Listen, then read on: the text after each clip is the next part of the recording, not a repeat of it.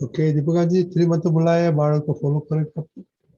नमो वितरागाय, नमो वितरागाय, नमो अरिहंताणम, नमो अरिहंताणम, नमो सिद्धाणम, नमो सिद्धाणम, नमो आयरीयाणम, नमो नमो वज्रायाणम, नमो वज्रायाणम, नमो लोए सव्व साहुणम, नमो लोहे सव्वसाहुणम, ऐसो पंचन मुक्कारो, ऐसो पंचनमुक्तारो, सव्वपावप्रणशनो, सर्वपावप्रणाशनम, मंगलाणं च सव्वेसिं, मंगलाणं च सर्वेषु, परमं हवै मंगलम्। परमं हवै मंगलम्। ओम नमो भगवते वासुदेवाय, ओम नमो भगवते वासुदेवाय, ओम नमः शिवाय। ओम नमः शिवाय। जय सच्चिदानंद। जय सच्चिदानंद। जय सच्चिदानंद। आरुष डेली प्रेयर बोलो और बाद में सम्यक आपको स्टडी का। आरुष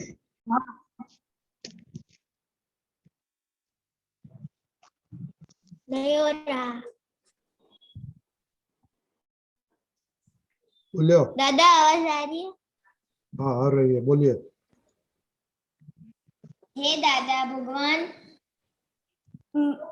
आप मुझे ऐसी शक्ति प्रदान करें कि मैं कभी भी अपनी हेल्थ को कॉम्प्रोमाइज नहीं, ताकि मेरा शरीर रूपी साधन मुझे मेरे ध्येय को यानी कि पढ़ाई में और सत्संग में हमेशा सहायक बने। मैं पढ़ाई में बिल्कुल सिंसियर रहूंगा और हमेशा दूर रहूंगा, और कुछ भी हो मेरा सत्संग कभी भी छूटे ऐसी परम कृपा करना। मन वचन काया का योग और अपनी आत्मा का उपयोग जीव मात्र के परोपकार यानी कि सेवा करने में ही करूं, जो सबसे बड़ा मानव धर्म है।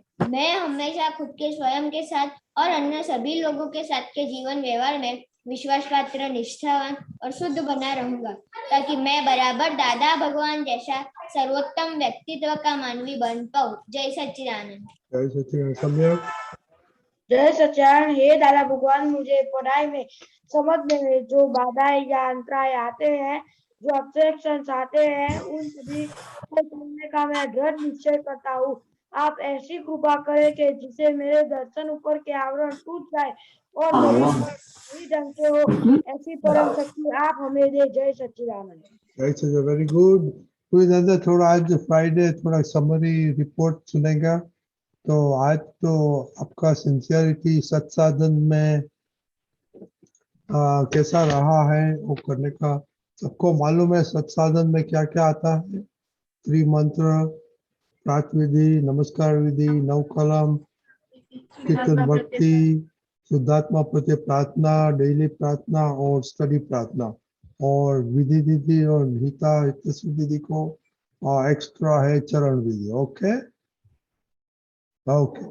तो आप बोलो कैसा आपका सिंसियरिटी होती है विधि दीदी? हाँ, जय सच्चिदानंद। मेरी सत्साधन में सिंसियरिटी 80% ही है। मेरी मतलब इस वीक में 2 बार मेरे सत्साधन छूट गए थे। ओके, तो 20% में क्या कमी है? हाँ, मतलब वो हर रोज हो तो जाता है, लेकिन वो निश्चय व्यवहार चरण विधि एक दिन रह गई थी, फिर एक बार नव कलम करनी रह गई थी, 3 बार करती हूँ उसमें से।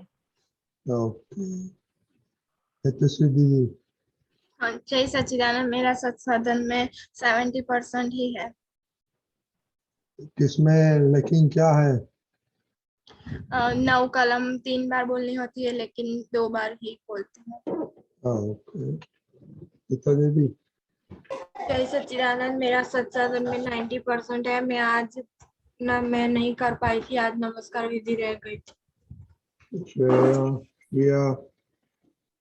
जय सच्चिदानंद। मेरा सत्साधन में 80% ही है। एक दिन मेरा चूक गया था सत्साधन में। क्या चुक जाता है आप? मॉर्निंग की प्रेयर सब छूट गए थे। आप लेट उठे थे? नहीं, फिर स्कूल का टाइम हो गया था और सिर्फ 2-3 मिनट ही बचा था। मैंने कहा कि 11:20 में कर दूंगी, पर फिर नहीं हुआ। ओके, जिया दीदी। जय सच्चिदानंद, मेरा 70% ही है, क्योंकि मैं 40 टाइम्स बोलने के बदले 11 बार ही बोलती हूँ। फिर मेरा 50 टाइम है, क्योंकि मैं 40 के बदले 11 बार। आरुष। जय सच्चिदानंद, मेरे 2 दिन छूट गए थे। और दादा, हाँ बोलिए। जय सच्चिदानंद, मेरे 2 दिन छूट गए थे। ओ मैंने सुना। ओके, सम्यक। दादा, दूसरी बात बोलनी है। दादा, मैंने इतने दिन रिपोर्ट इसलिए नहीं भेजा था क्योंकि मेरे हाथ में वो सुई लगी थी ना, इसलिए। ओके, सम्यक। हाँ जय सच्चिदानंद, मेरे को तो एक बार ही छूट गया था संसाधन करने का, और 9 कलम छूट गई थी एक बार करने की। दीदी। खुशी। और आज मैंने मोबाइल और टीवी नहीं देखा है। ओ क्या मोबाइल बात आधा है, घंटा ही देखा है। क्या बात है, वेरी गुड। खुशी। जय सच्चिदानंद, मुझे संसाधन 3 दिन छूट गए थे, इसलिए मैंने दादा से माफी मांगी। और मैंने टीवी 5 मिनट देखा है और मोबाइल नहीं देखा है, सिर्फ स्कूल का होमवर्क करने के लिए लिया था। ओ टीवी नहीं देखा आपने? नहीं देखा। क्या बात है, खुशी को क्या हो गया? हाँ खुशी, क्या हो गया आपको? मोनिका। हाँ, मेरा सत्साधन में सिर्फ 80% है। मेरा 2 दिन छूट गया था मॉर्निंग प्रेयर में। खुशी। हाँ, मेरे सत्साधन में 60% ही है। मैं चूक जाती हूँ सुबह रहते विधि, नमस्कार विधि। कैसे आप लोग सब चुप जाते हो? खाने का चुप नहीं था, किसी ने ऐसा नहीं बताया कि आज मैंने खाने का चुप गया? हाँ करिश्मा, आप मुझे सत्साधन करती है? हाँ, आप भूल जाती है कि करती है? करती हूँ।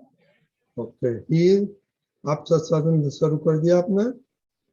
हाँ, मैं करती थी, पर अभी एग्जाम्स आ रही है तो मुझसे छूट जा रही है। मैं सुबह प्रातः विधि कर लेती हूँ, फिर स्कूल के आने के बाद मैं होमवर्क करने बैठ जाती हूँ ना, तो फिर मुझे टाइम नहीं मिलता।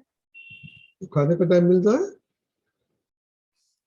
हाँ, खाने का कितना टाइम मिलता है? 15 मिनट। तो 15 मिनट मत खाना, वो सत्साधन करने का चलेगा? हाँ, जागृति, आप सत्साधन करते हैं? नहीं। हाँ। कितने दफा करता है आप? 9 कलम में बस प्रेयर। क्या बोला आपने? त्रिमंत्र करती हैं, 9 कलमे बोलती हैं। अच्छा ठीक है, ओके ओके। और छोटी बहन? छोटी बहन को त्रिमंत्र आता है।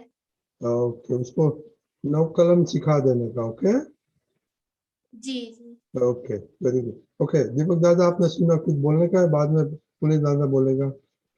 जस्ट एक मिनट। आपने बड़ा खुलकर अपना बात बताई है, वो अच्छा है। प्रतिक्रमण रखना है हमें, बस ये लक्ष्य रखना है, और धीमे धीमे ये जब पक्का हो जाएगा तो हमारा काम पूरा है। जय सच्चिदानंद, वेरी गुड। ओके बच्चे लोग, ये पुलिस आनंद जी बहुत अच्छा टीचर है। अब लेट्स सी क्या आप पुलिस जी आपको बोलेंगे। पुलिस जी। चलो, जय सच्चिदानंद। आपने ऐसा रिपोर्ट रखते हो और विधि वगैरह में सिंसियरिटी रखी हुई है, तो बहुत अच्छी बात है।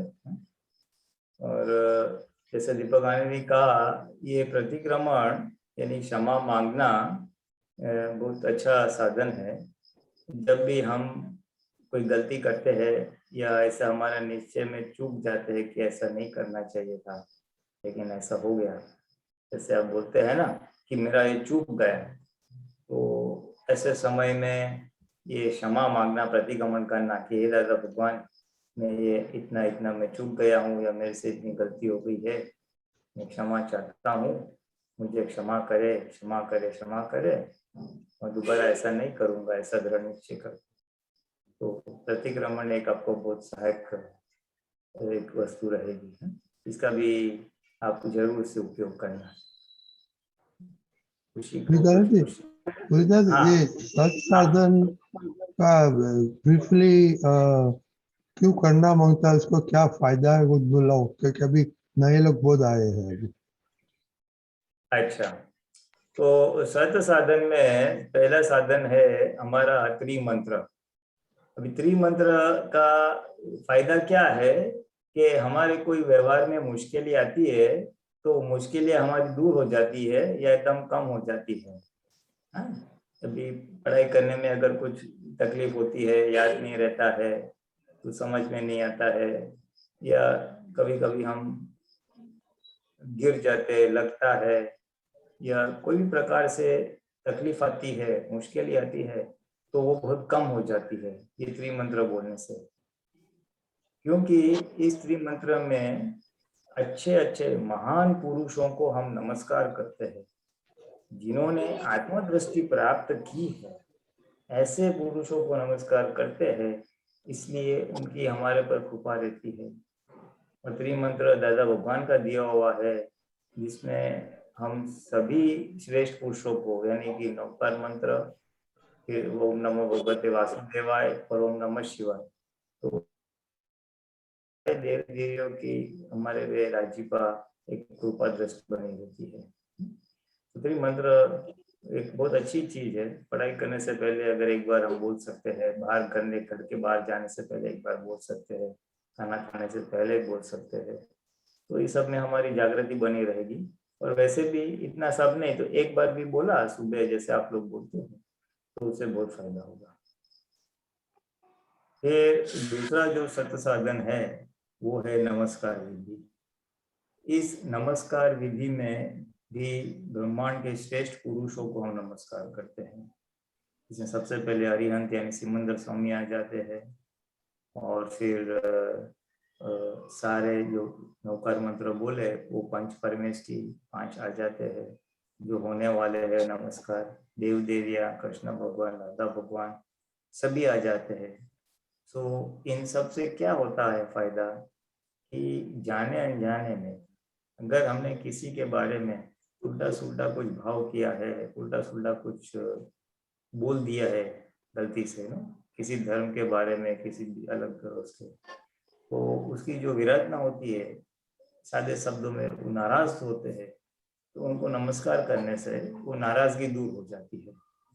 आप और अपने फ्रेंड में अगर कोई झगड़ा हो जाता है कभी, फिर नाराज हो जाता है, तो उसके घर के पास से आप जब गुजरोगे तो वो बदले की भावना रखेगा। लेकिन अगर आप उसको फिर हाथ जोड़ के सॉरी बोल दोगे तो वो छोड़ देगा कि हाँ कोई बात नहीं। तो नमस्कार विधि में एक प्रकार से हम सभी को नमस्कार करते हैं, तो हम एक विनय करते हैं, और वो विनय करने से जाने अनजाने ऐसी कोई विराधना हो गई अन्य महापुरुषों के, देव देवियों की, तो वो विराधना भी दूर होती है और सबकी कृपा दृष्टि हम पे बनाई रहती है। एक निष्पक्षपाती भी आता है, और एक बहुत ही इम्पोर्टेंट चीज, जब हम ब्रह्मांड के जीव मात्र के शुद्धात्मा को नमस्कार करते हैं, यानी ये पृथ्वी नहीं, पूरा ब्रह्मांड, देवलोक, नरकलोक, जितने भी जीव है, सभी के अंदर जो आत्मा है, सभी के अंदर जो भगवान है, उनको हम नमस्कार करते हैं। तो ये एक बड़ी अभेदता वाली एक प्रार्थना है। कहीं पे भी इतनी बड़ी नमस्कार नहीं आता है, सो बहुत अच्छी बात है नमस्कार। तीसरी बात है नवकलम। नवकलम हमारी प्रकृति को शुद्ध करने में बहुत सहायता रहती है। हम बोलते हैं मन वचन काया से किसी भी जीव को दुख ना हो, तो उसका ये थोड़ा विस्तृतीकरण है, डिटेलिंग है थोड़ा। ये हम दुख ना हो तो किसी के अहंकार को ठेस ना पहुंचे, उसके प्राकृतिक धर्म को ठेस ना पहुंचे, यानी उसका जो स्वभाव है उसको ठेस ना पहुंचे, बहुत तिरस्कार ना हो, कठोर भाषा ना हो। तो इस प्रकार से हमारी प्रकृति में ऐसे अगर कमजोरियां हैं, ऐसी गलतियां हो जाती है, तो ये शक्तियां मांगने से वो कमजोरियां के ऊपर हमारी जागृति बढ़ती है, वो हमारी कमजोरियां आहिस्ता आहिस्ता कम होती है। इसलिए हमारे को प्रकृति शुद्धिकरण में जागृति बढ़ाने में बहुत हेल्पिंग है। चौथा है शुद्धात्मा प्रति प्रार्थना। हम हमारे अंदर ही जो आत्मा है, भगवान है, उसी को नमस्कार करते हैं।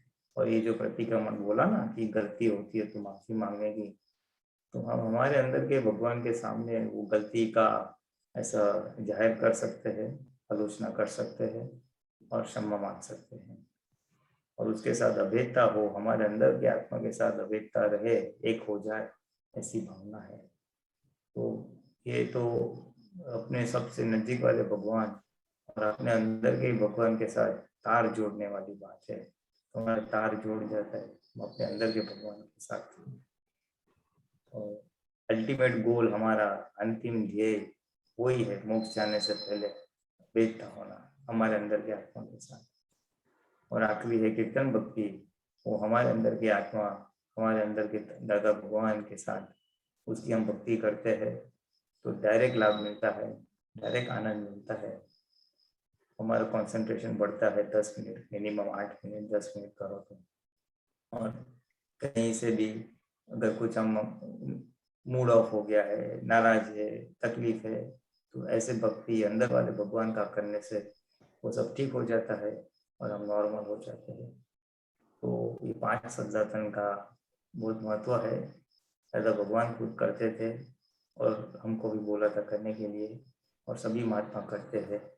और अगर आप लोग भी इस छोटी आयु में भी ये अब से शुरू करो, तो जब आप बड़े हो जाओगे तो आपका जीवन बहुत अच्छा जाएगा, पढ़ाई में जाएगा, फिर अगर नौकरी धंधा करने की नौबत है तो उसमें जाएगा, संसार चलाने वाली बात है तो उसमें जाएगा। आपका जीवन एक स्मूथ जाएगा, कठिनाइयाँ कम होगी, कठिनाइयाँ आएगी तो भी तकलीफ नहीं होगी, उसमें से रास्ता निकलेगा। और एक बहुत अच्छी बात ये होगी कि आप कुसंग से बचोगे, गलत संगत से, उससे आप बच पाओगे। गलत संगत यानी एक अच्छा डेफिनेशन दादा भगवान ने दिया, जो चीज मैं मेरे माता पिता को बता नहीं सकता हूँ तो सारी चीज गलत है।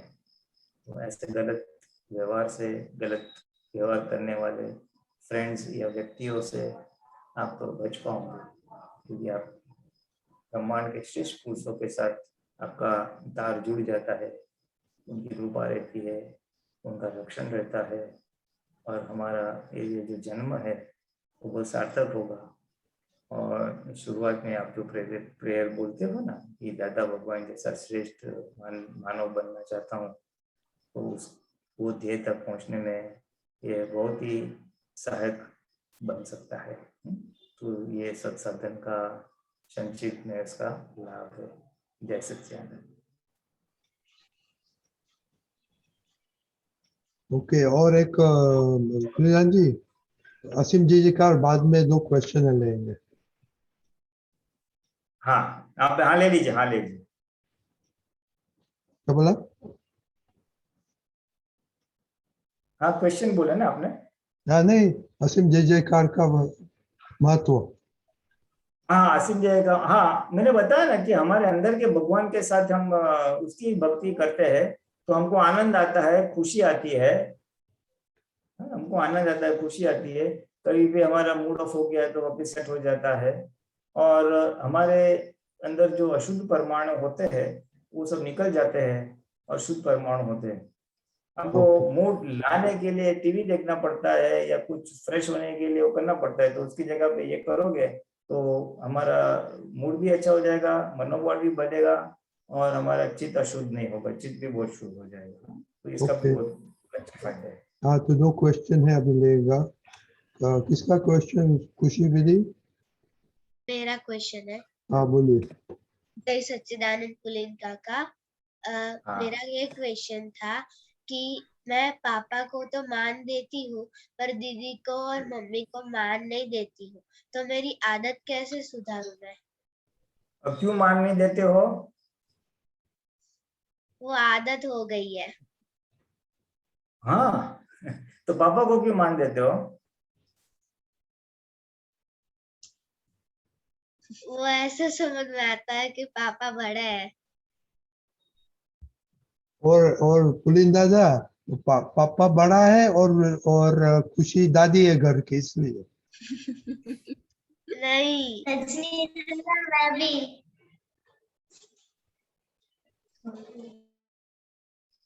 हाँ, पापा को मान क्यों देते हो आप?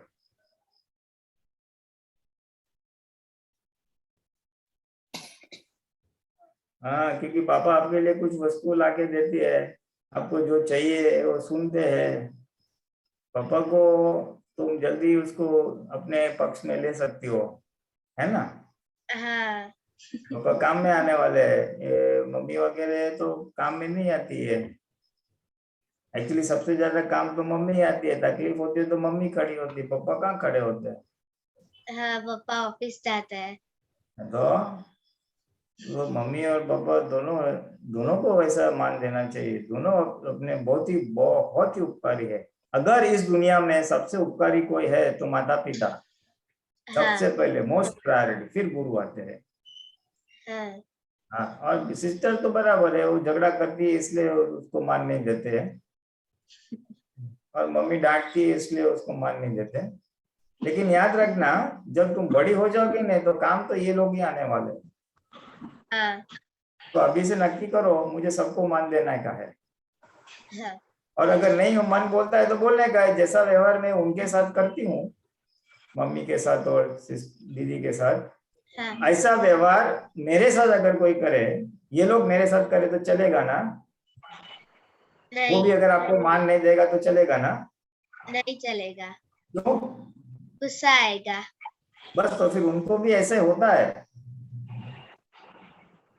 पुलिनानंद जी, हाँ, ठीक है, आप बोलिए, फिर मैं बोलता हूँ। जो जो जो व्यवहार हम दूसरों के पास से अपेक्षा करते हैं, हम अपेक्षा करते हैं कि मम्मी ने मेरे साथ अच्छी तरह बात करने का, मेरा काम करने का, तो वो अगर हम सामने को देंगे तो हमको ऐसा वैसा मिलेगा।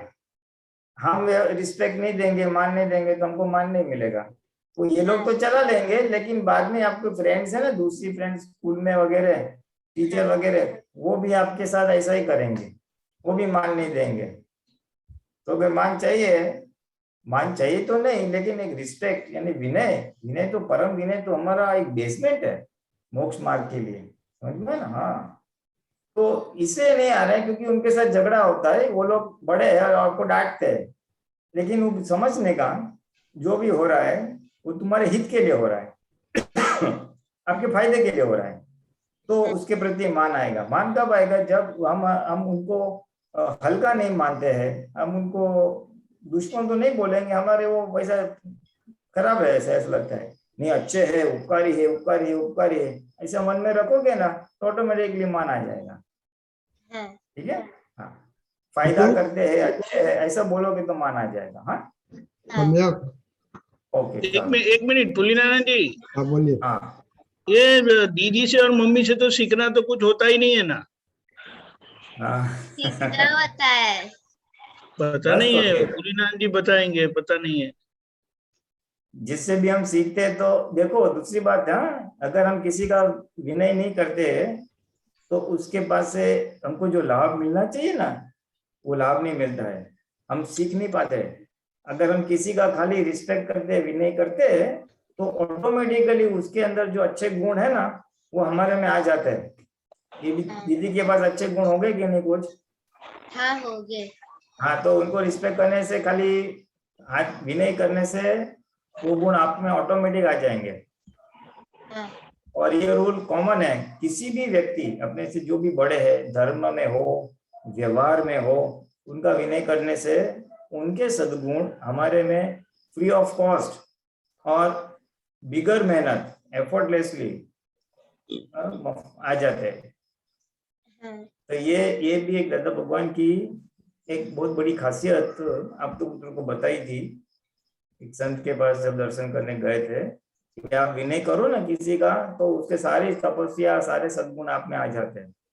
हाँ, तो इसलिए विनय तो अदरवाइज भी खाली सद्गुण आएंगे इसके लिए नहीं, जीव मात्र के प्रति रखने का है, लेकिन इनके प्रति तो खास ये हमारे उपकारी है। जय सच्चिदानंद। सम्यक। हाँ जय सच्चिदानंद। आज मैंने अकबर वाली वार्ता स्टोरी देखी थी। तो क्या बात है, वेरी गुड। तो कल बताना उसको, जिस्ट बताना कल। ओके हाँ। ओके, 2 मिनट में समरी बताना। हाँ। ओके हीर।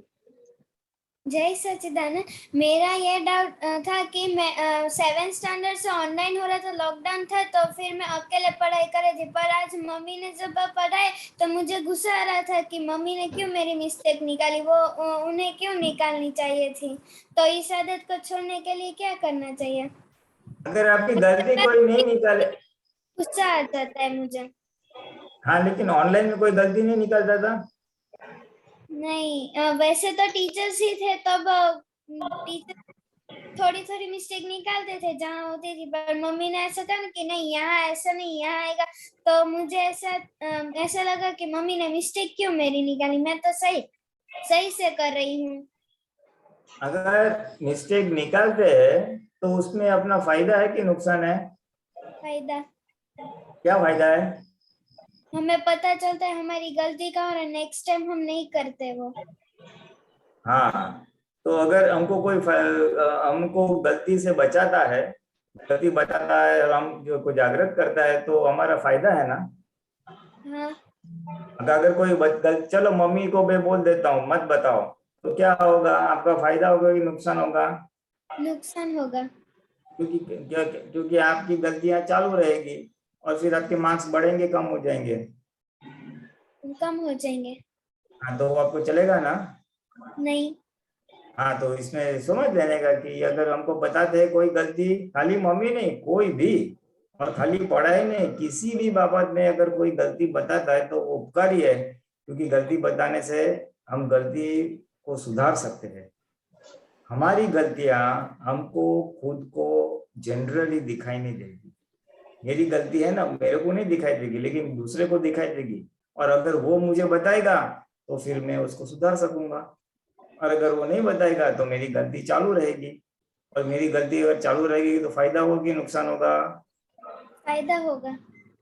हाँ, तो जो चीज हमको फायदा करती है तो फिर उसको तो स्वीकार करना चाहिए कि नहीं। बस तो समझना कि अच्छा हुआ मम्मी ने गलती बताई, अभी मेरी गलती में सुधारूंगी और मेरे मार्क्स बढ़ेंगे। पर क्या कर, गुस्सा आ जाए तो इसे छोड़ने के लिए क्या करना चाहिए? सॉरी बोल देने का, मम्मी को बोलने का, मम्मी मैं गुस्सा हो गया, सॉरी, और मैं आपको आभारी हूँ। थैंक यू बोलने का मम्मी को। जब भी मम्मी गलती बताए ना, मम्मी थैंक यू, हाँ अभी मैं सुधारूंगी। जितना तुम थैंक यू बोलोगे ना तो गुस्सा अपने आप निकल जाएगा। हाँ, बोल के तो देखो, एक बार बुरा लगेगा, बाद में बहुत अच्छा लगेगा, क्योंकि अब मम्मी को थैंक यू बोलोगे ना तो इमीडिएटली वो प्यार से तुम्हारे सर पे हाथ रखेगी, तो प्यार भी मिलेगा मुफ्त में मम्मी का। हाँ, पहले ऐसा ही होता था, फिर गुस्सा करके मैं चली जाती थी, फिर बाद में जब मम्मी मिस्टेक निकाल के एग्जाम में अच्छे से मार्क्स आते तो मैं कहती अरे वाह मुझे इतने अच्छे मार्क्स आए। फिर तुमको भी खुशी, मम्मी को भी खुशी। हमेशा बड़ों को तो हमेशा सॉरी बोलने का और थैंक यू बोलने का गलती नहीं करनी।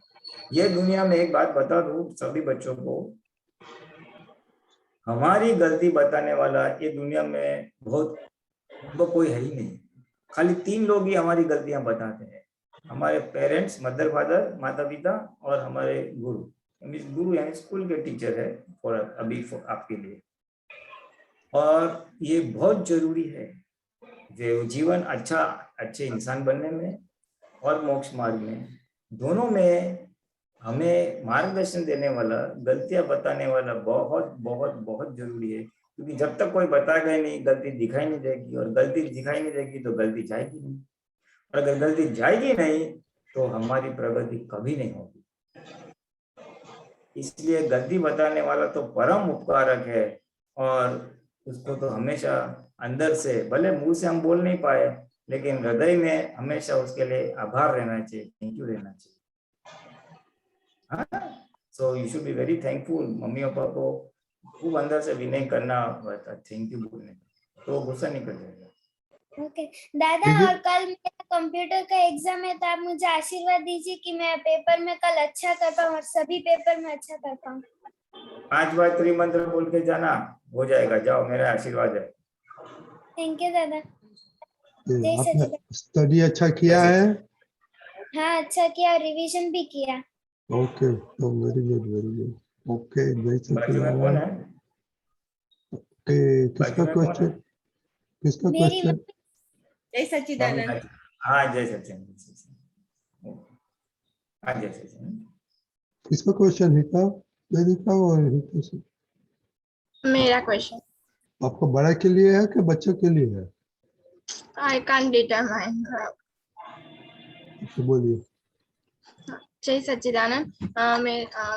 मेरा क्वेश्चन ये है कि जब हम बाजार जाते हैं तो कोई हमें कहता है कि ये लेके आना। एक बार ऐसा हुआ, दूसरी बार हमने कहा आज हम जा रहे हैं, और दूसरी बार भी उन्होंने कहा कि इतना इतना इतना लेके आना। फिर तीसरी बार मैं ऐसा करती हूँ कि उनके उनके कहती ही नहीं कि मैं बाजार जाती हूँ, कहीं भी नहीं चली जाती हूँ।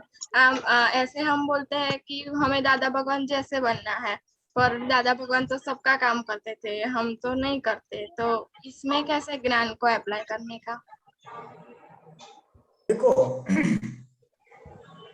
किसी दादा भगवान का एक बहुत अच्छी एक गुण था, बचपन से गुण था कि ऑब्लाइजिंग नेचर, किसी की सहायता करना, किसी को मदद करना, ऑब्लाइज करना। तो ये गुण से क्या होता है, हम दूसरों की अगर सहायता करते हैं ना, तो हमारा खुद का काम है ना अपने आप हो जाएगा। ये आजमा के देखो, जितना आप दूसरों को ऑब्लाइज करोगे, सेवा करोगे, मदद करोगे, जैसे बाजार जा रहे हो तो पूछ रहे हैं भाई आपका कुछ काम है, तो 2 चीज होगी। एक तो आप उसका काम करोगे तो उसको जो खुशी मिलेगी ना, उसका रिफ्लेक्टेड खुशी आपको मिलेगी। आप एक अनुभव करके देखो, जागृति पूर्वक। अभी आप जाओ, नेक्स्ट टाइम पूछ के जाओ आपको कुछ आना है और बाजार से लेके आना, तो देखो आपको अंदर से खुशी मिलेगी, बहुत आनंद आएगा, अंदर से आनंद आएगा, अनएक्सप्लेन। आपने कुछ खाया नहीं है, देखा नहीं है, फिर भी आनंद आएगा, क्योंकि दूसरों को खुशी देने से अपने आप को खुशी होती है, पहली बात। तो दूसरी बात क्या है कि हमें जब मुश्किल आएगी और हमें किसी की सहायता की जरूरत है, तो हमें सहायता करने वाला कोई मिल जाएगा। हमें सामने से बोलेगा तेरा ये काम मैं कर दूंगा।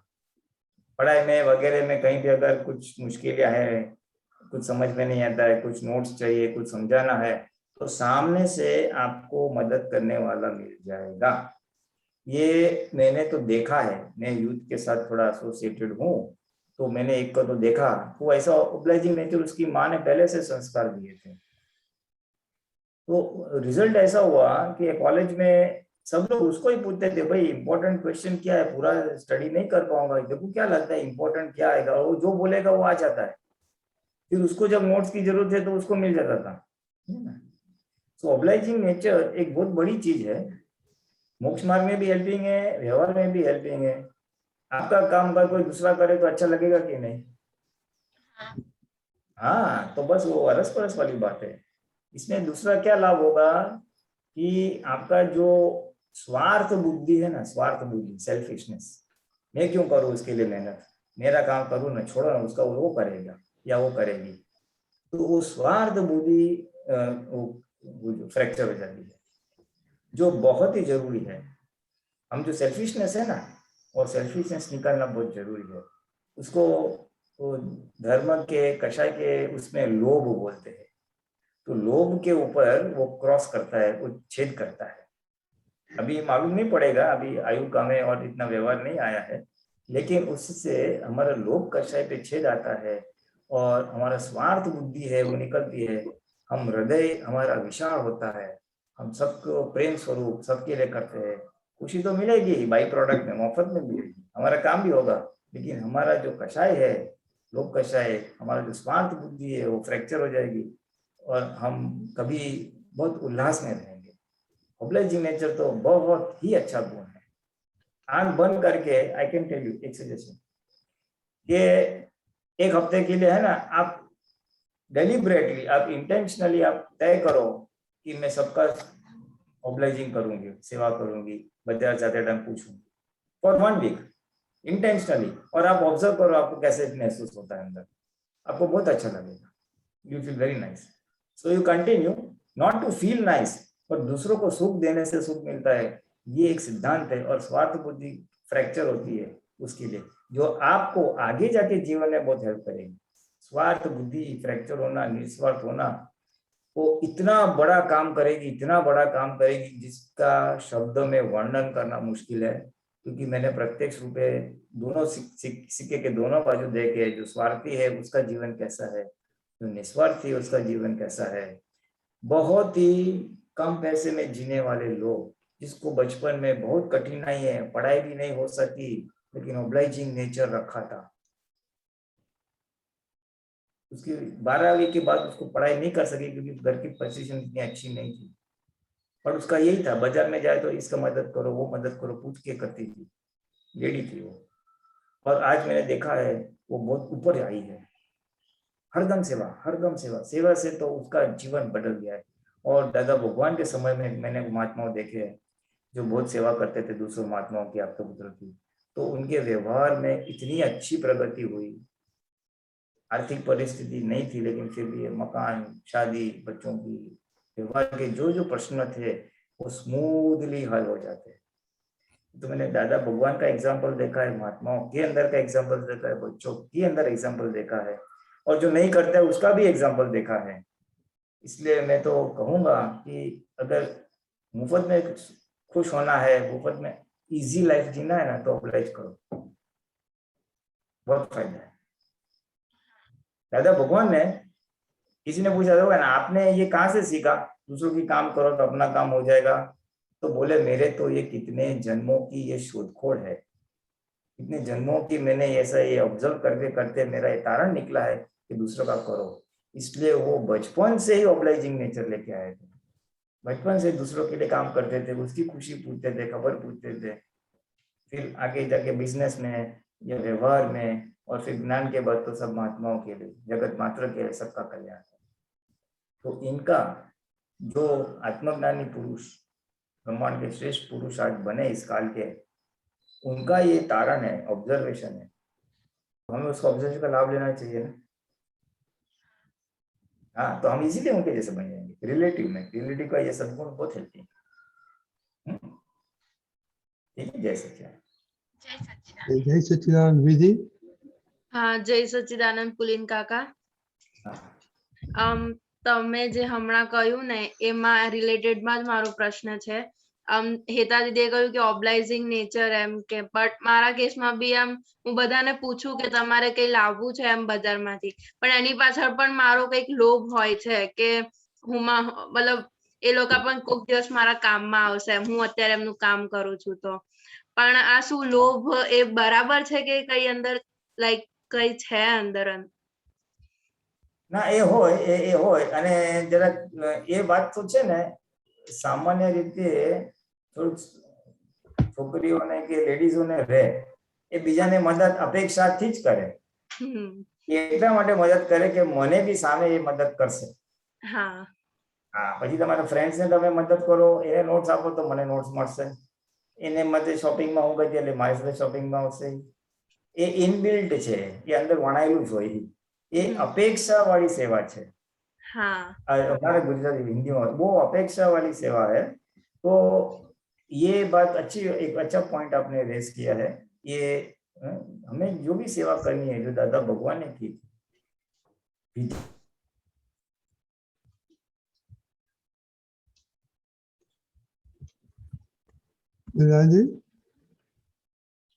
आपकी सेवा we lost you for a minute, so please repeat कर दो। हाँ, जो भी सेवा करते हैं ना उसमें हमें अपेक्षा नहीं रखनी चाहिए। वो अपेक्षा वो बहुत नुकसानकारक वस्तु है, हाँ क्योंकि जब हमारी अपेक्षा सामने वाला पूरा नहीं करेगा, हमने उसकी मदद की, वो हमारी नहीं मदद कर, तो उसके लिए मन बिगड़ जाएगा।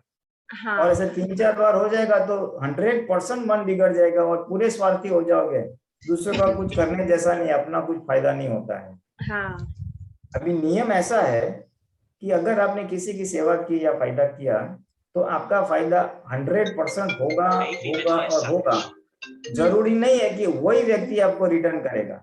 हाँ जिसकी मदद आपने की है वही आपको मदद करे ऐसा जरूरी नहीं है, लेकिन वो मुफ्त में नहीं जाएगा, वेस्ट नहीं जाएगा, कोई और आपको मदद करेगा।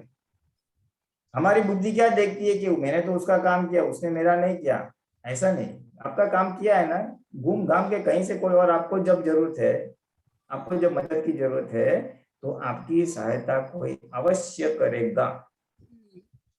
पण दादा भगवान ने एक बात बताई है सेवा के बारे में, सेवा उसी को कहते हैं निस्वार्थ सेवा हो तो, कोई अपेक्षा रहित सेवा हो तो निस्वार्थ। तो ये मन से निकाल दो, गांठ बांध दो। दादा भगवान ने कोई अपेक्षा नहीं, टाइम तो जरा कम है, बाकी उन्होंने तो बहुत एग्जांपल्स है, सब फ्रेंड्स को बोल दिया मेरी सेवा मत करना, मैं आपकी करूंगा। हाँ फिर सम अदर टाइम, अभी जरा पर तक टाइम हो गया थोड़ा, बट वो निकाल दो, उससे बहुत हेल्प है, आपको आनंद आएगा, खुशी आएगी। हाँ जय सच्चिदानंद। जय सच्चिदानंद। जय सच्चिदानंद। शीतल।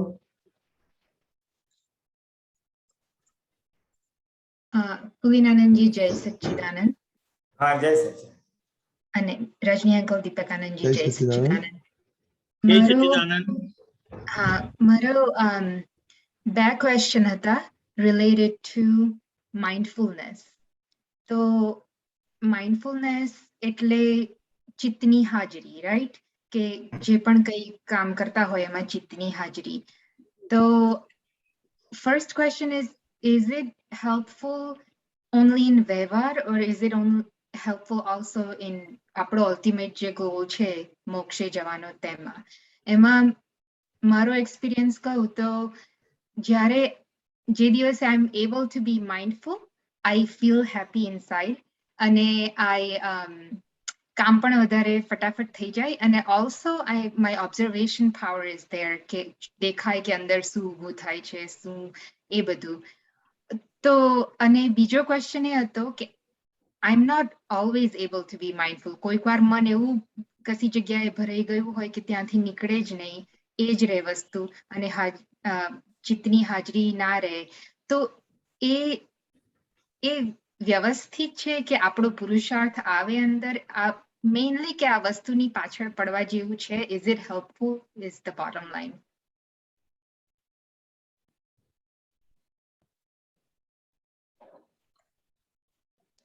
We can't hear you, Pulinanandji. No, It's not. is not there. Pulinanand ji,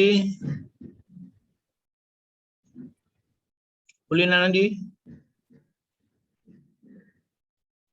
Pulinanand ji, Connection. हाँ हाँ आई एम देयर, पण હવે you turn off your video ने?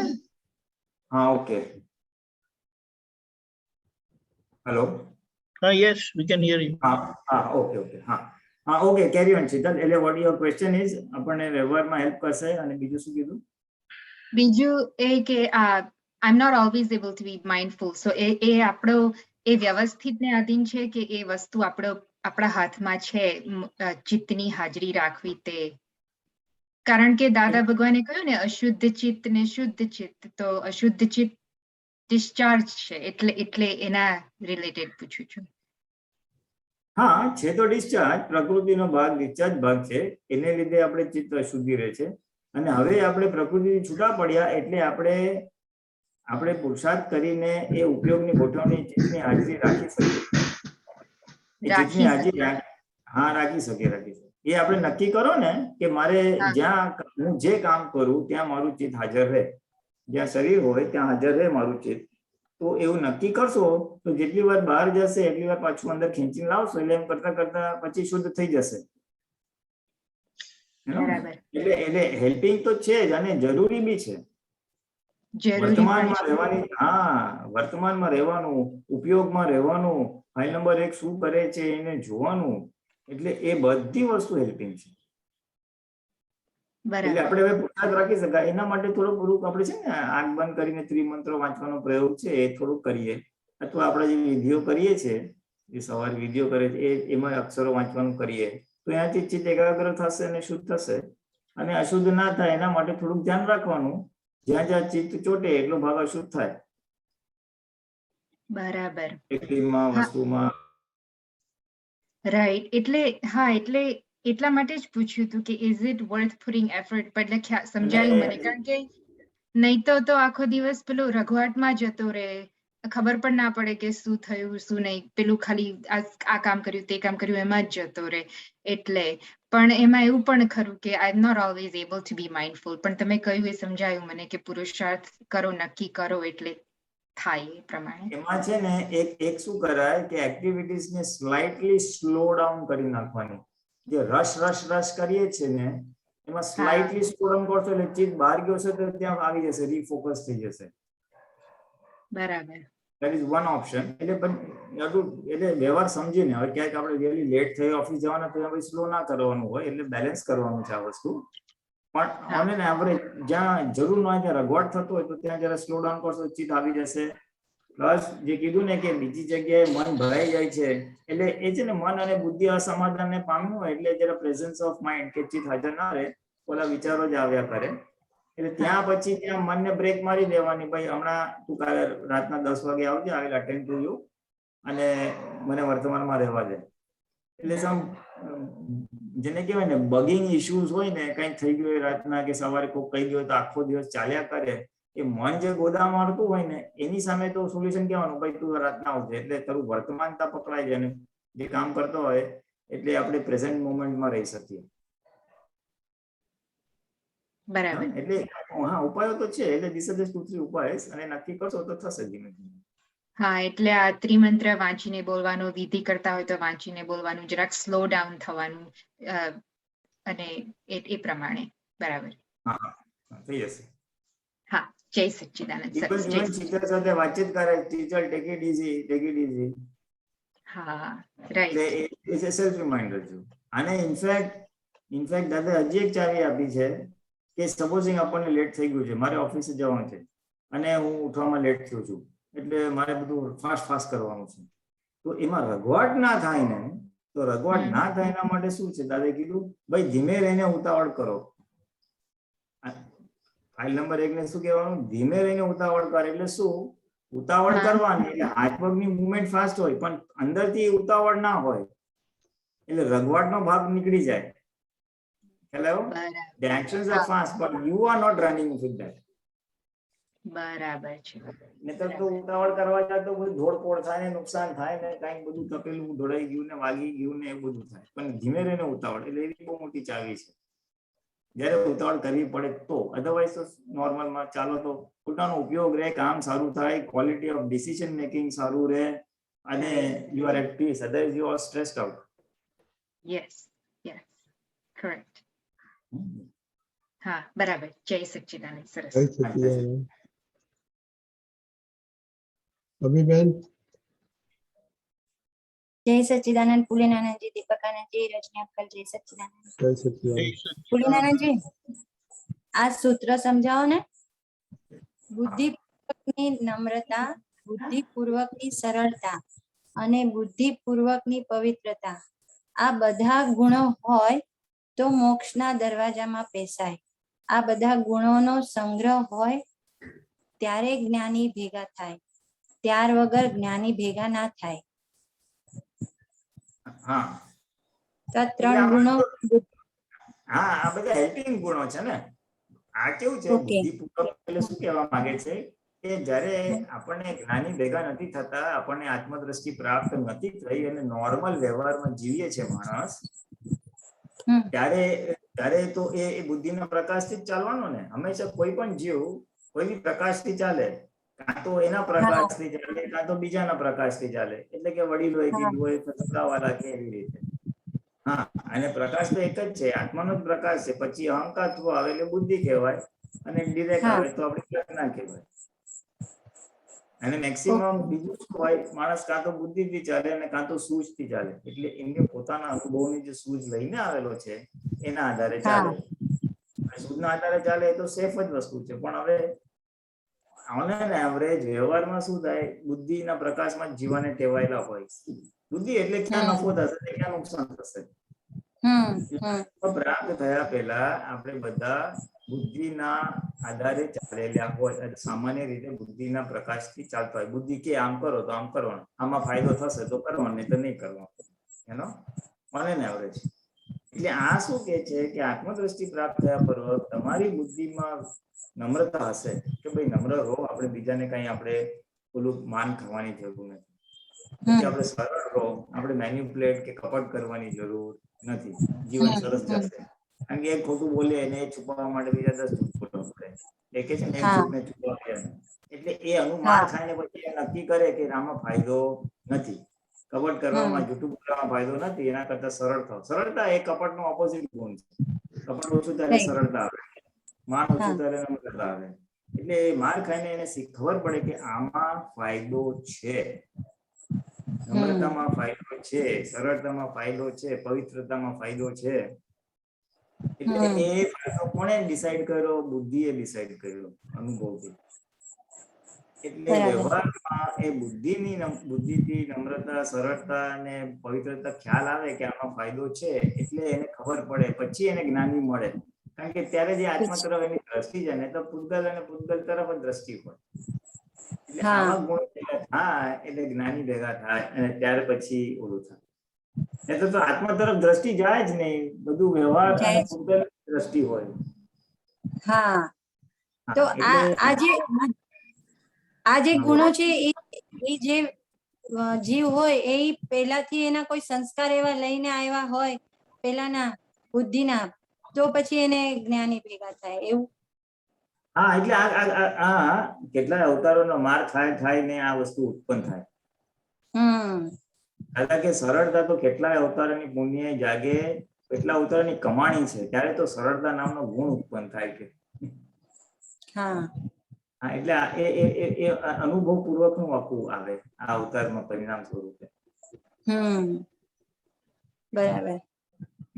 કીધું ને કે કોટી જન્મની પુણ્ય જાગે ત્યારે તો દાદા ભેગા થાય, જ્ઞાની ભેગા થાય. હા, બરાબર. એટલે નોન મહાત્મા માટે પણ સમજવા જોઈએ. હા, એટલે ઈ જ કે આ ગુણો હોય તો એમને જ્ઞાની ને આપણને જ્ઞાની ભેગા થઈ ગયા, તો આપણે પણ કોઈ એવા આપણને તો કૃપાથી ભેગા થયા અને આપણા અંદર કઈ એવી બુદ્ધિની સરળતા હશે એટલે ભેગા થયા. ના, એટલે આપણે સરળતા એટલે કેવું છે, બુદ્ધિનું તારણ તો ખરું, કેટલાય અવતારોનું તારણ નીકળ્યું કે હરું સંસારમાં સુખ નથી, સાચું સુખ આત્મામાં છે, એટલે આત્મા પ્રાપ્ત કરવો છે, માટે જ્ઞાની શોધો. એ જ્ઞાની શોધવા છે, જોયે છે એવું બહુ સ્ટ્રોંગ થયું એટલે એના પરિણામ સ્વરૂપે આપણને આ ભોગમાં મળે છે. પણ સ્વામીજી, આપને તો બધાને દાદા ઓળખાઈ ગયા હતા. આપનું બધાનું તો અંદરનું એટલું બધું ચોખ્ખું હતું, પ્યોરિટી, કે કયા સ્ટેજ એક જ વારમાં આપણને જ્ઞાની ઓળખાઈ ગયા. અને અમને તો બધા મહાત્માઓ થકી ઓળખાણ પડી, કવિરાજના પદોથી, પછી આપના બધાના સંપર્કોથી, પછી જ્ઞાનીની એક્ઝેક્ટ ઓળખાણ પડી. અને જ્ઞાની શબ્દ પણ ક્યારે નહોતું સાંભળ્યું. ના, જરૂર નથી અમને દાદા ઓળખાયા હતા. અમારી પુણ્ય હતી કે અમે નાની ઉંમરમાં દાદા મળી ગયા ઇઝીલી, ધેટ ઇઝ એ વાત જુદી છે. પણ એમની હયાતીમાં કઈ એમની આટલા બધા સારી રીતે ઓળખાણ તો પડી જ નહોતી. એક એમનો પ્રેમ હતો, એક આજ્ઞા હતી, થોડું બીજું બધું હતું, એટલું જ. વધારે તો સદગુણ ને પુરુષાર્થ તો બધું એમના દેવીને પછી થયો, પણ એમની કૃપા અને બધું હતું, એટલે એટલું એક પુણ્યનો યોગ હતો. એટલે ઓળખાણ તો પછીથી જ પડી. જ્ઞાની ઓળખાણ, એ જ્ઞાની તરીકે ઓળખાણ તો રિયલી પછી પડી. ત્યારે તો દાદા છે ને બસ. ઓકે, બાકી અને હમણાં આપણે જે વર્તમાનતાની વાત કરી ને શીતલબેનને, તો હવે કેવું થાય છે કે પેલા આપણે કોઈ પ્રસંગમાં જઈને આવ્યા હોય કે કોઈ આપણા ઘરે આવી ગયું, તો એના ગયા પછી પણ આપણને સ્મૃતિમાં રહે કે આપણે શું સાથે વાત કરી હતી, કે ક્યાં શું ખાઈને આવ્યા. ને હવે જો આપણને એ સ્મૃતિમાં નથી રહેતી, અને યાદ નથી આવતું એટલે આપણે વર્તમાનમાં છે એવું? વર્તમાનમાં એટલે કેવું કે તમે ભૂતકાળ ને ભવિષ્યમાં નથી, એટલે આગળ શું થશે એની ચિંતામાં નથી, અને ભૂતકાળ જે પતી ગયો એમાં તમે ચીટકેલા નથી કે મને આમ કહી ગયો ને તેમ કહી ગયો. હા, એનું નામ વર્તમાન. જ્યાં હોય ત્યાં જે થઈ ગયું હોય પછી ભૂલી જાવ. નોંધ ના રહે, આમ કીધું ને તેમ કીધું, આ બહુ મજા આવી ને હવે ફરીથી મજા કરીશું, એ બધું કઈ ના હોય. સારું કે ખરાબ બે વસ્તુ ના હોય. એટલે શું થાય, એ બધું ક્યારે બને, આપણી આત્મજાગૃતિ વધે ત્યારે કે તમે વ્યવસ્થિત શક્તિમાં સંજોગો ભેગા થયા, આ સારા હતા, આ ખરાબ હતા, અને સંયોગ પૂરો થઈ ગયો એવું રહે એટલે એ ખરી પડે. કેવળ શુદ્ધાત્મા અનુભવ સિવાય આ જગતની કોઈ વિનાશી ચીજ ખપતી નથી. નિરંતર આત્મામાં રહેવું છે એવું આપણું જેવું લક્ષ્ય બેસતું જાય એટલે વ્યવહાર પૂરો થાય કે પછી આત્મામાં આવી જોઈએ. એટલે વ્યવહારને વ્યવહાર તરીકે રાખીએ એટલે સુપરફ્લુઅસ રહે, અને સુપરફ્લુઅસ એટલે પછી એમાં છૂટીએ નહીં. એટલે બની ગયા પછી ખરી પડે, એમ યાદ ના રહે. બરાબર. એ આવે આજે આપણી આત્મજાગૃતિ વધશે એટલે એમ કરતા કરતા એ ભૂતકાળને ભૂલી જવું, એમાં લુપ્તપણું કે યાદ ના રહેવું, એ બધું થશે.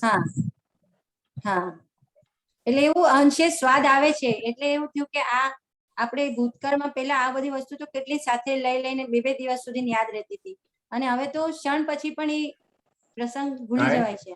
કારણ કે અજ્ઞાનતામાં એનો પર રાગ હતો, એ સુખનું સાધન હતું. હવે ખબર પડી એ સુખનું સાધન નથી, ફાઇલ છે. એટલે આખો મમત્વ ભાગ આખો એમાંથી નીકળી ગયો. કરેક્ટ. એટલે બહુ ઇઝીલી ભૂલી જવાય છે. બરાબર મમ્મીબેન? જય સચ્ચિદાનંદ. જય સચ્ચિદાનંદ. વિકીબેન? जय सच्चिदानंद दीपकानंद जी, जय सच्चिदानंद पुलिनानंद जी, जय सच्चिदानंद रजनी भाई. દિવસ દરમિયાન સવારે ઉઠીએ ત્યારે સહજ રીતના જ દાદા મને જે ભેગા થાય સંજોગો, વ્યક્તિઓ જે કોઈ ભેગા થાય એમાં રિલેટિવ રિયલ વ્યૂ પોઈન્ટથી જોવું છે, અને વ્યવસ્થિત શક્તિથી જ આ બધું જે થાય છે બોલવાનું કે જે હિસાબ, એ આમ અંદર બહુ ભાવથી નક્કી થઈ જાય છે કે એ પ્રમાણે જોવું છે અને જીવવું છે. પછી તો પણ દિવસ દરમિયાનમાં જ્યારે આપણે ભેગા થાય, કોઈ પણ સંજોગ કે વ્યક્તિની જોડે વ્યવહાર કરવાનો આવે તો કેવી પ્રાર્થના, કેવો મારો વ્યવહાર કે મારી શું ગોઠવણી હોવી ઘટે? ગોઠવણી તો તમે સવારે કરો જ છો, આજ્ઞાપૂર્વક કે શુદ્ધાત્મા જવું છે, પછી જાગૃતિ જ રાખવાની છે. પણ પછી મળવા જઈએ, એક્ઝેક્ટલી એમની જ્યારે વાતચીત કરવાની થાય કે વ્યવહાર કરવાનો થાય એ વખતે પછી મારે બીજું કેવું હોવું જોઈએ કે લાઈક એક્ઝેક્ટલી લાઈક કોકને મળવા જતા હોય તો એ મારો કેવી રીતના વ્યવહાર ગોઠવણી જોઈએ ત્યારે? એ તો જતા પહેલા છે ભાઈ શુદ્ધાત્મા જોવાનો છે, ફાઇલ છે, સંભાળ નિકાલ કરવાનો છે, એટલું આપણે યાદ રાખવાનું જાગૃતિ પૂર્વક. પછી ત્યાં જઈને શુદ્ધાત્મા જોવાના આપણે, એટલે તમે છૂટા પડી જાઓ. બેઝિકલી આપણે છૂટા રહીને વ્યવહાર કરવાનો છે. That is the prime objective.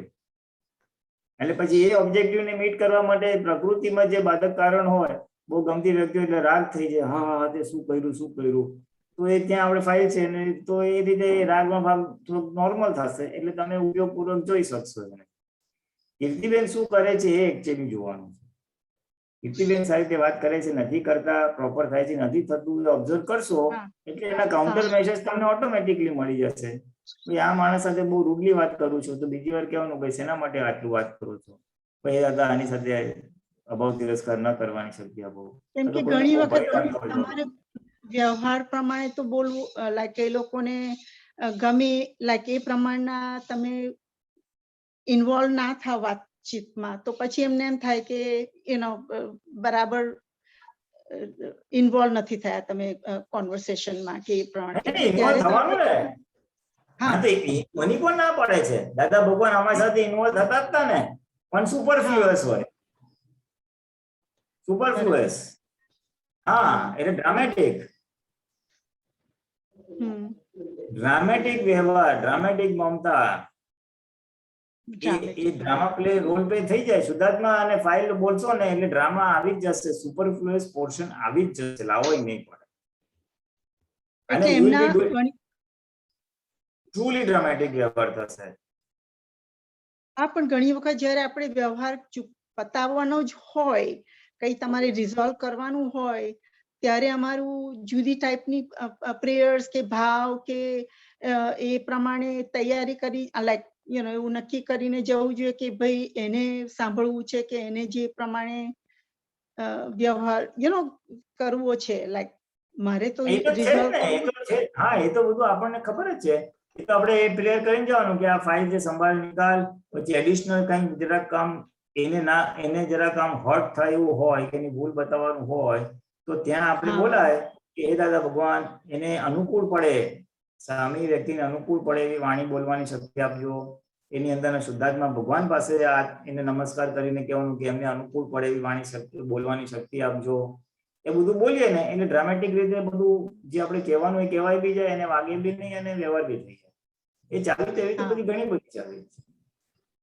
તમારે અહિંસક થવું છે, તમારે નિકાલ કરવો છે, તો આ બધી ખાલી એક શક્તિ જ માંગી લેવાની છે. ત્યારે અને બહુ સારી રીતે કામ કરે છે. એટલે વાણીથી પણ, રાઈટ?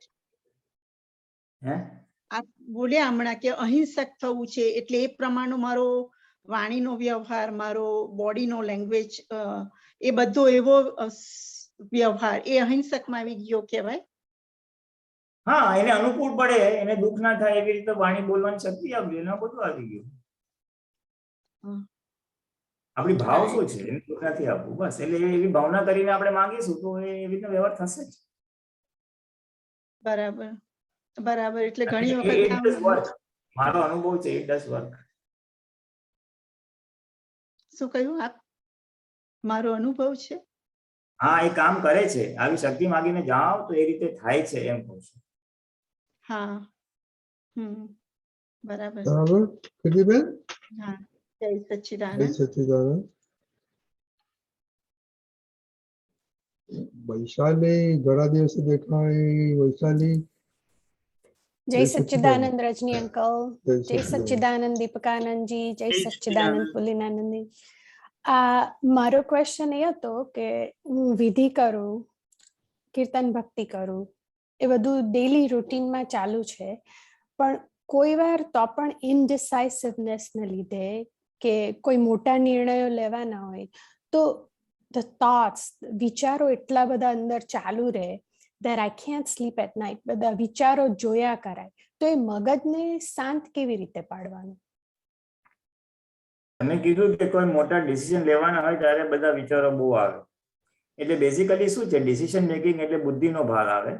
એટલે when બુદ્ધિ is not able to decide or when it is weighing the pros and cons, આ કરવાથી આ ફાયદો છે અને ઓપ્શન 2 કરવાથી આ ફાયદો છે, એટલે એ બધા બહુ વિચારો આવે.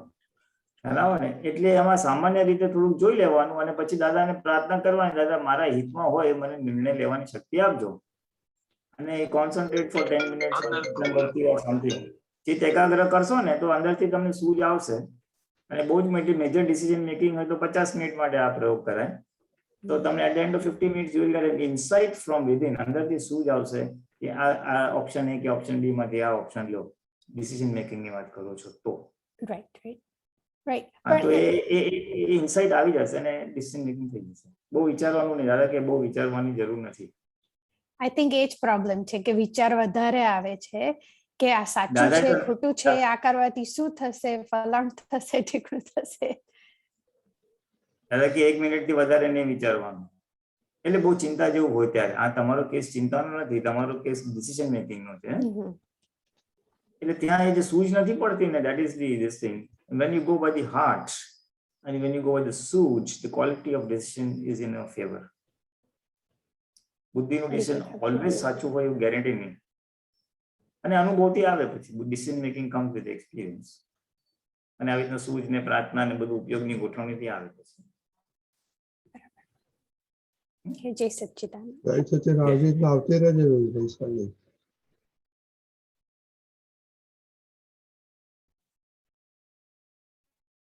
Pulilanji, we have some limited time and 2 questions to go.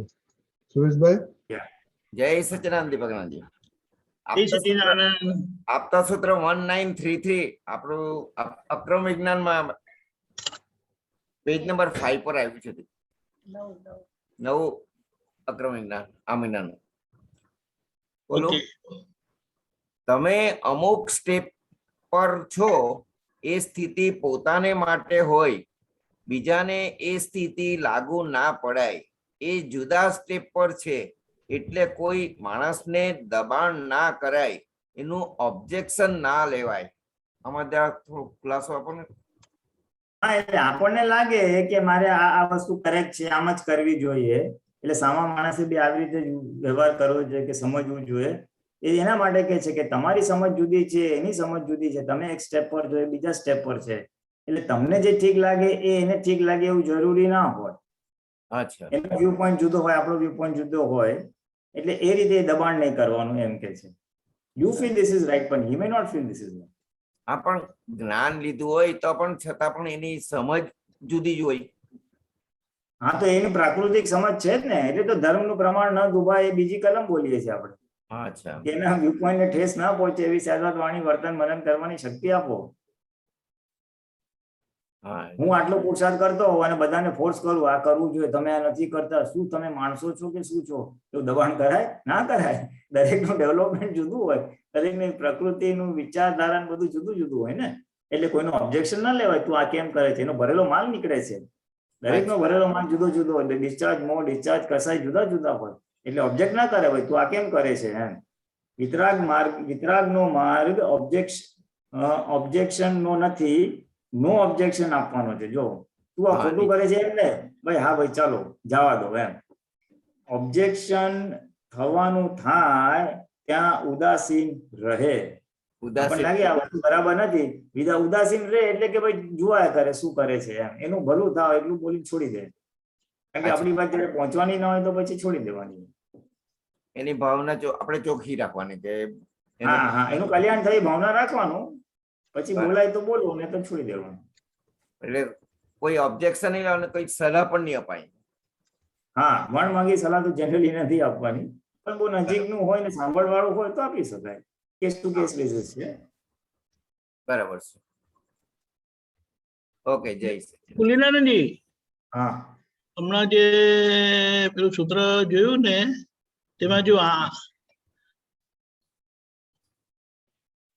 એક મિનિટ, વિતરાગ ભગવાન પાછા પોતાનો માર્ગ સાચો છે એવું દબાણ ના કરે, આગ્રહની વાત આવી ને. હા, જો વિતરાગ ભગવાન પાછા પોતાનો માર્ગ સાચો છે એવું દબાણ ના કરે, બહુ પરફેક્ટ વાત છે. આગળ છે સાથી. હા, સાથી દબાણ કરે તો એમની વિતરાગતા તૂટી જાય. Very important. દબાણ કરે તો એમની વિતરાગતા તૂટી જાય. મોક્ષ નિરાગ્રહીનો છે, આગ્રહીનો નહીં. વિતરાગ ભગવાન આગ્રહ ક્યારેય ના કરે. આગ્રહી એ પક્ષમાં પડે ને પક્ષપાતીનો ક્યારેય મોક્ષ ના થાય. એટલે આપણે આપણા મોક્ષને સાચવવા માટે, આપણી વિતરાગતાને સાચવવા માટે આગ્રહ કરવાનો નથી. ખરા ને? એટલે આપણે પછી પક્ષમાં પડી, આપણે પૂતગલ તરફ આવી જાય, સંસાર પક્ષ આવી જાય, આપણા મતનો આગ્રહ થઈ ગયો તો એ ખલાસ, આપણી વિતરાગતા તૂટી જાય અને આપણો મોક્ષ ખોવાઈ જાય. એટલે આ નથી કરવાનું. જો કોઈના સારા માટે આગ્રહ કરીએ તો એ ખોટું ના કહેવાય, પણ આપણા આગ્રહથી આપણી સામે આગ્રહ કરે તો આપણે છોડી દેવું. આગ્રહ એ ઝેર છે. આ જે શરીર છે ને, આગ્રહ એ ઝેર, એ બહુ સમજવા જેવી વસ્તુ છે. મોક્ષ માર્ગમાં સાચા બી હોય ને તો એ છોડી દે, આગ્રહ કરીને આગ્રહ નહીં કરવાનો. હું કહું આ ભાઈ સારું છે, આ ના કરીશ, તો કે ના ના હું આ કરીશ જ, તો પછી છોડી દેવાનું. હા, બરાબર છે. આ જે આગ્રહ ઝેર છે ને, બહુ ફંડામેન્ટલ વાક્ય છે, એના પર મનન કરો.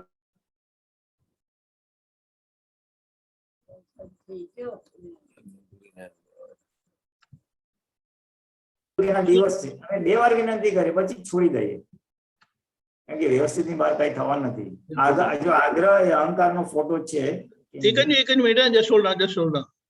Sorry. That's wonderful statement, huh? Very good. આગ્રહ એ અહંકારનો ફોટો છે. સામાનો અહંકાર એના આગ્રહથી સમજ પડે.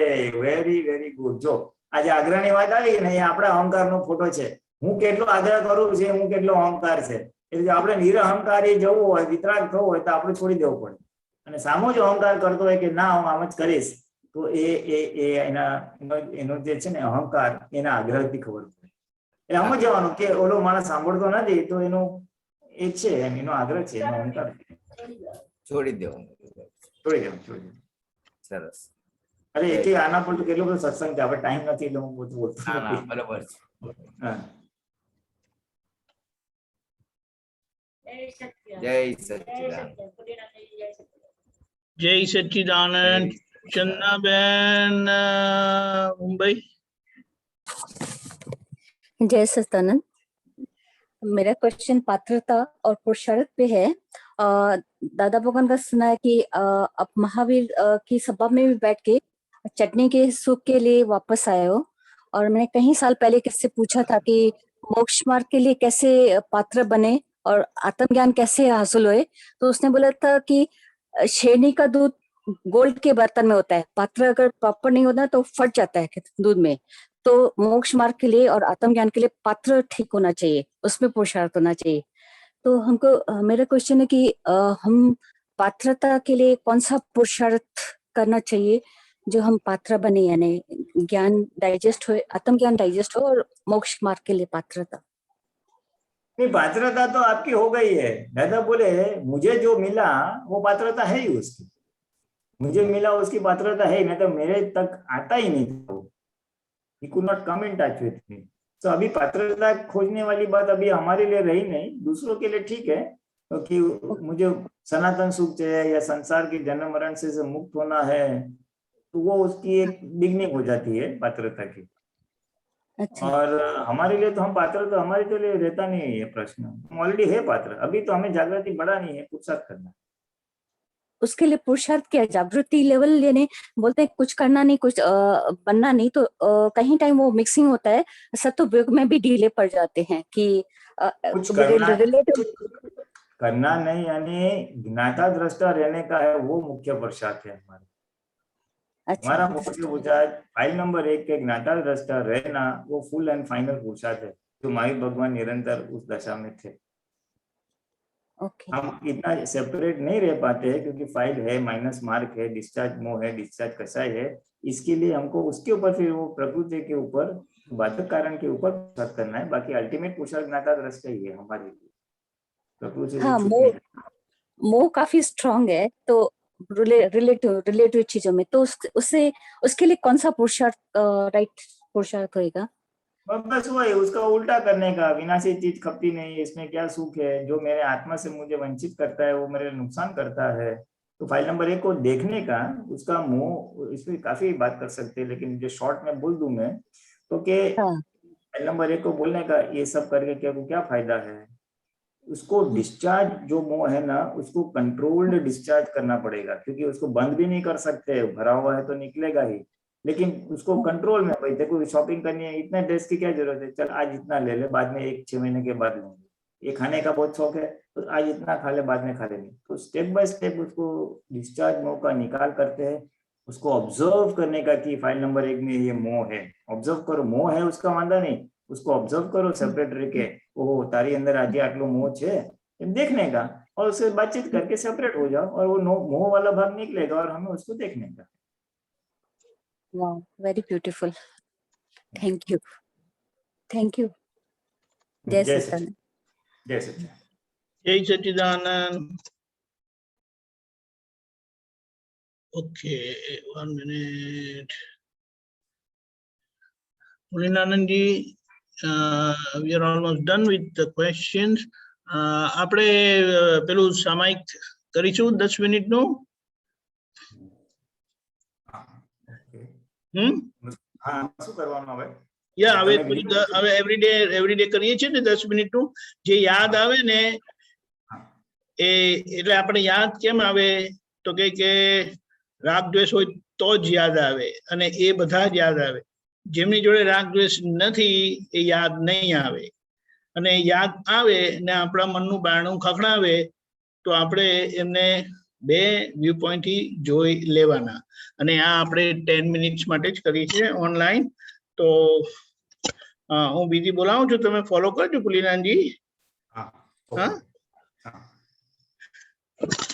હે દાદા ભગવાન, હે દાદા ભગવાન, હે શ્રી સિમંદર સ્વામી પ્રભુ, હે શ્રી સિમંદર સ્વામી પ્રભુ, अमोने शुद्ध उपयोग पूर्वक અમોને શુદ્ધ ઉપયોગ પૂર્વક जे कोई याद आवे જે કોઈ યાદ આવે એમને રિલેટિવ અને રિયલ વ્યૂ પોઈન્ટ થી જોવાનું એમને રિલેટિવ અને રિયલ પોઈન્ટ થી જોવાનું ઓળખવાનું ઓળખવાનો સામાયિક કરવાની સામાયિક કરવાની પરમ શક્તિ આપો પરમ શક્તિ આપો હું શુદ્ધાત્મા છું હું શુદ્ધ આત્મા છું હું મન વચન કાયાથી તદ્દન જુદો એવો શુદ્ધાત્મા છું હું મન વચન કાયાથી તદ્દન જુદો એવો શુદ્ધ આત્મા છું હું દાદા ભગવાન જેવો શુદ્ધાત્મા છું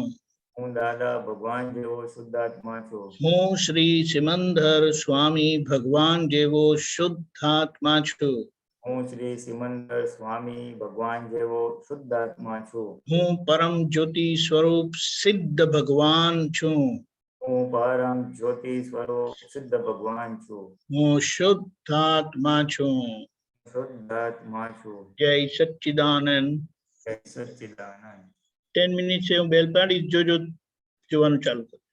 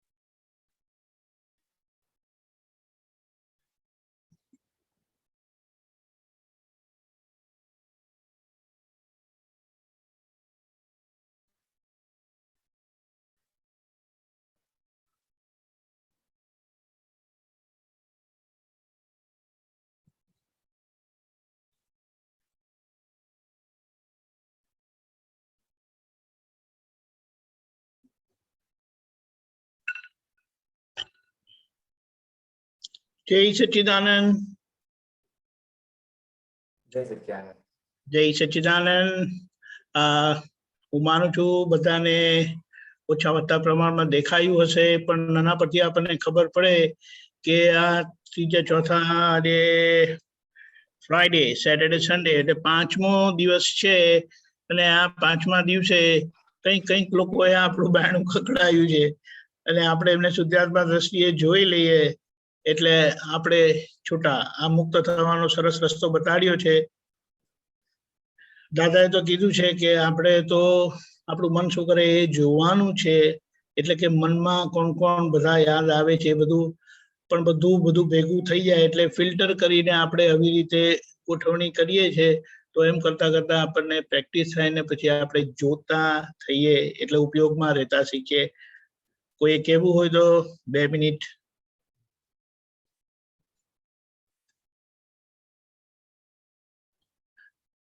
ઓકે અમીબેન, બોલજો. હા, જય સચ્ચિદાનંદ દીપકાનંદજી. દીપકાનંદજી, આજે એવું અનુભવ થયું કે આ રિલેટિવ રિયલ વ્યૂ પોઈન્ટ જોઈએ છે ને, જે વ્યક્તિ રિલેટિવ, જે બધા સગા સંબંધી છે એ દેખાય છે, તો પેલા દેખાતા તો સીધા એમના અભિપ્રાય દેખાતા હતા, અભિપ્રાય જ આવી જતા હતા એમના માટે જે બાંધેલા હતા.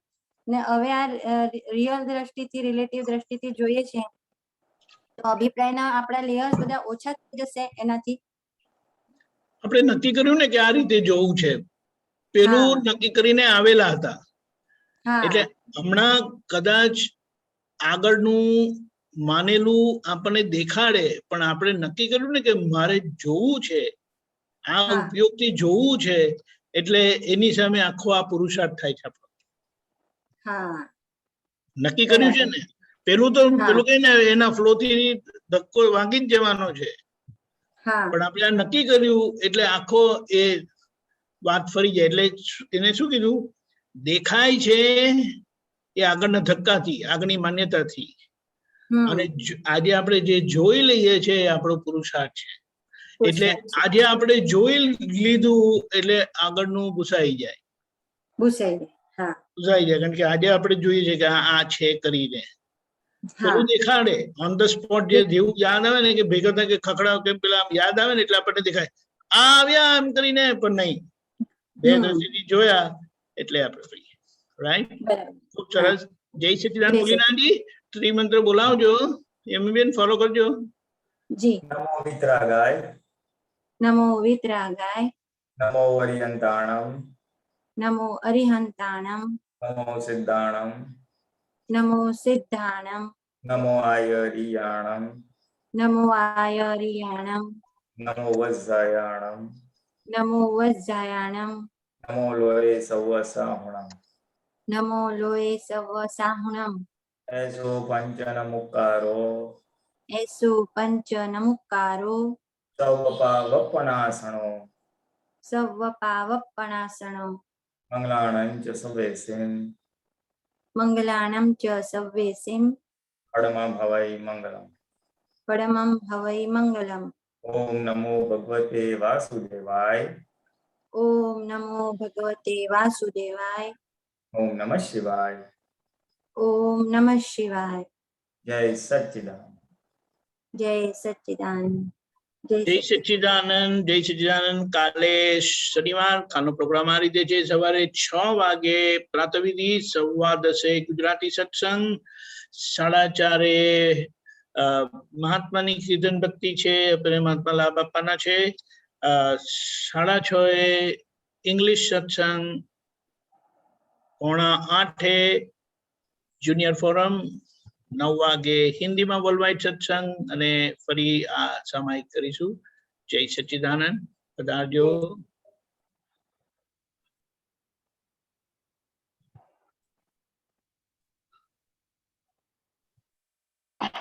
जय सच्चिदानंद जय सच्चिदानंद दीपकानंद जी, पुलिनानंद जी, जय सच्चिदानंद सनातन जय सच्चिदानंद दीपकानंद जी, जय डॉक्टर सच्चिदानंद सलाम जय चेतन पुलानंद जी, जय सच्चिदानंद जय जय सच्चिदानंद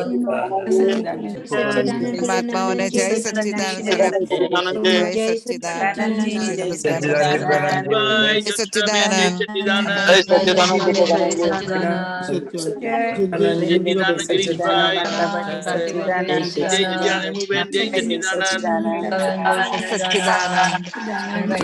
जय सच्चिदानंद नमस्कार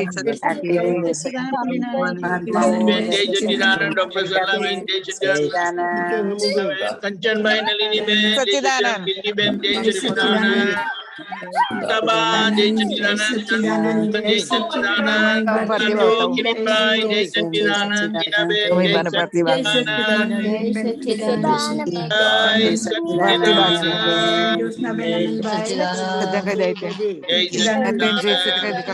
स्कूल जय सच्चिदानंद